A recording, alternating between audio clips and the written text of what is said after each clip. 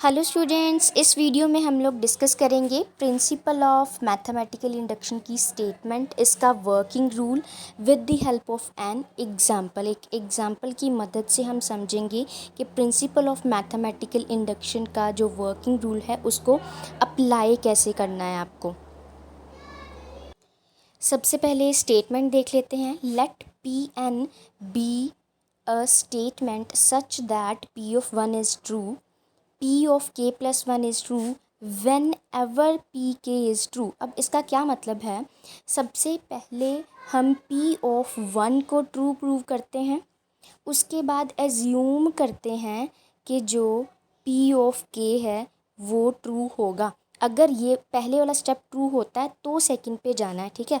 मान लीजिए पहले वाला स्टेप ट्रू हो गया, दूसरे वाले को हमने एज्यूम करना है कि मान लो P ऑफ k जो है वो ट्रू है, ठीक है। उसके बाद थर्ड स्टेप जो यहाँ पे लिखा हुआ है k प्लस वन वाला, फिर हम ये प्रूव करते हैं कि ये भी क्या होगा, ट्रू होगा। अगर n is equal to one के लिए ट्रू नहीं आता तो फिर दूसरा स्टेप करना ही नहीं है, वहाँ पे हम लिख देंगे कि यहाँ पे प्रिंसिपल ऑफ मैथमेटिकल इंडक्शन जो है वो होल्ड नहीं करता, ठीक है जी। अब इसका वर्किंग रूल क्या है, जो मैंने अभी बताया, जो यहाँ पे स्टेटमेंट है वही वर्किंग रूल है कि सबसे पहले हम वेरीफाई करते हैं that the result is true for n is equal to one. आपको समझ आएगा जब मैं आपको एग्जांपल बताऊंगी। बस यहाँ पे आप इतना देखिए कि आपने पहला स्टेप क्या करना है, जो भी आपको स्टेटमेंट गिवन होगी उसमें n is equal to one put करना है और वहाँ पे चेक करना है कि आपकी जो लेफ़्ट हैंड साइड है, लेफ़्ट हैंड साइड जो है आपकी वो बराबर आ रही है राइट हैंड साइड के। अगर तो आ गई दैट मीन्स कि फ़र्स्ट स्टेप ट्रू हो गया।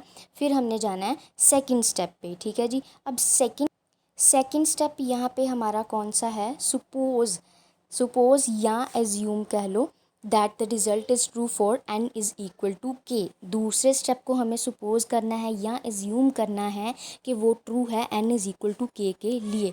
उसके बाद हमें प्रूव करना है कि जो रिज़ल्ट है वो ट्रू होगा ही होगा, किसके लिए, n is equal to k plus one के लिए। अब एक बात यहाँ पे और इम्पॉर्टेंट नोट करने वाली है कि कुछ सम्स में ये जो n is equal to one और टू है ये नहीं होल्ड होता। दैट मीन्स कि n is equal to one वाला जो पहला स्टेप है वो नहीं होल्ड होता। उसमें आपको स्टेटमेंट में गिवन होगा कि n is greater than equal to two है या greater than equal to four है।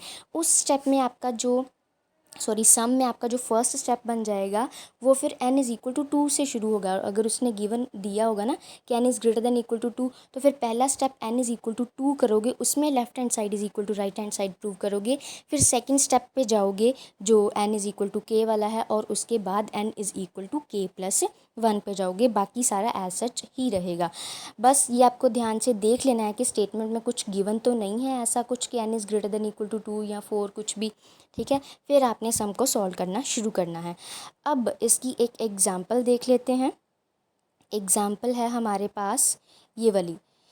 एग्जांपल क्या है यहाँ पे, जैसे हमने देखा हुआ है कि summation n that means sum of natural number किसके बराबर होता है, n plus one by two. ये हमें फॉर्मूला पता है, बट हमें यहाँ पे ये फॉर्मूले को चेक करना है with the help of mathematical induction कि ये सारे नेचुरल नंबर के लिए होल्ड होता है।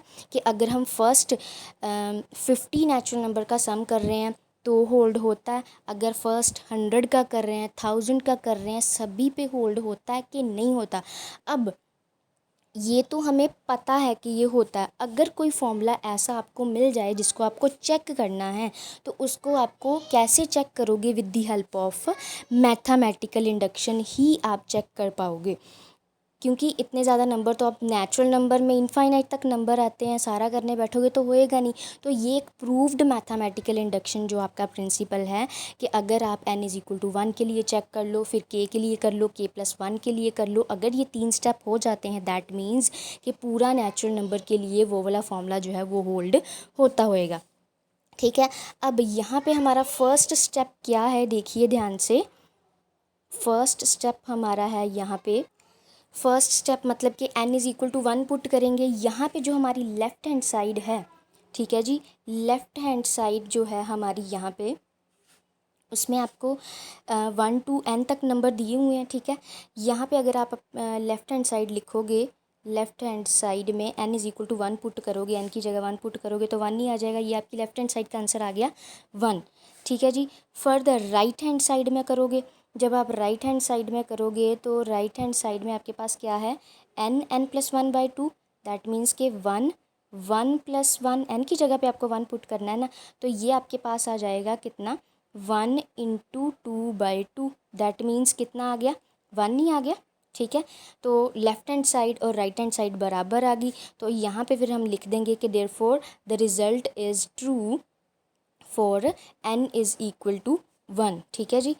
अब एज्यूम करेंगे कि जो रिज़ल्ट है वो ट्रू होगा किसके लिए, n is equal to k के लिए। यहाँ पे हम लाइन लिखेंगे assume that the result is true for n is equal to k, ठीक है जी। जब k लिखोगे तो लेफ़्ट हैंड साइड में यहाँ पे k तक चला जाएगा, ठीक है। इधर भी n की जगह पे क्या आ जाएगा, k आ जाएगा।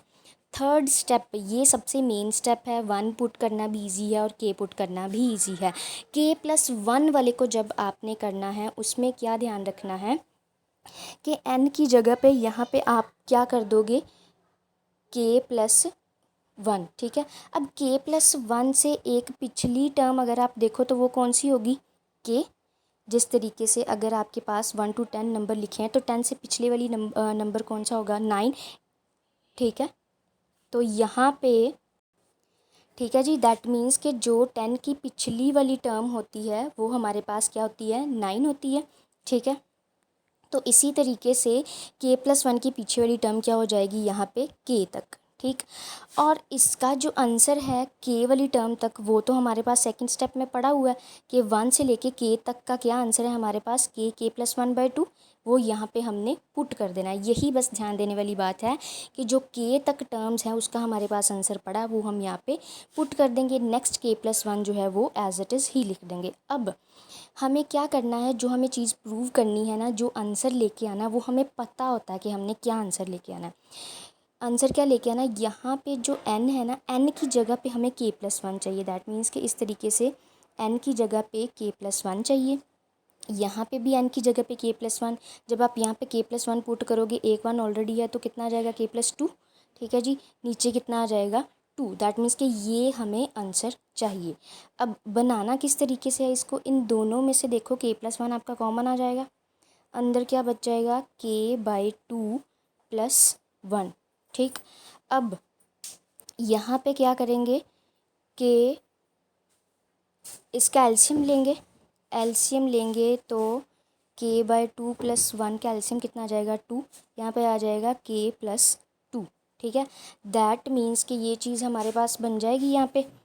यहाँ पे क्या था, k प्लस 1 हमने कॉमन निकाला था, अंदर क्या बन गया, k प्लस 2/2। यही हमने बनाना था कि n की जगह पे चाहिए था यहाँ पे k प्लस 1, n की जगह पे k प्लस 1, एक 1 ऑलरेडी तो k प्लस 2 आ गया, नीचे 2। तो ये हमारा हो गया थर्ड स्टेप, यही थर्ड स्टेप हमने फॉलो करने थे। तो यहाँ पे लिख देंगे कि therefore the result is true for every n belongs to natural number. ये जो फॉर्मूला है वो सारे नेचुरल नंबर के लिए होल्ड होता है। तो ये था हमारा मैथमेटिकल इंडक्शन का जो principle with the help of an example. अगर स्टिल आपको किसी स्टेप में कोई प्रॉब्लम है तो आप लोग पूछ सकते हैं। And if you like this video please hit the like button and subscribe to my channel. इससे मुझे मोटिवेशन मिलेगी ताकि मैं आगे भी ऐसी वीडियोज़ डालूँ। Thank you so much for watching.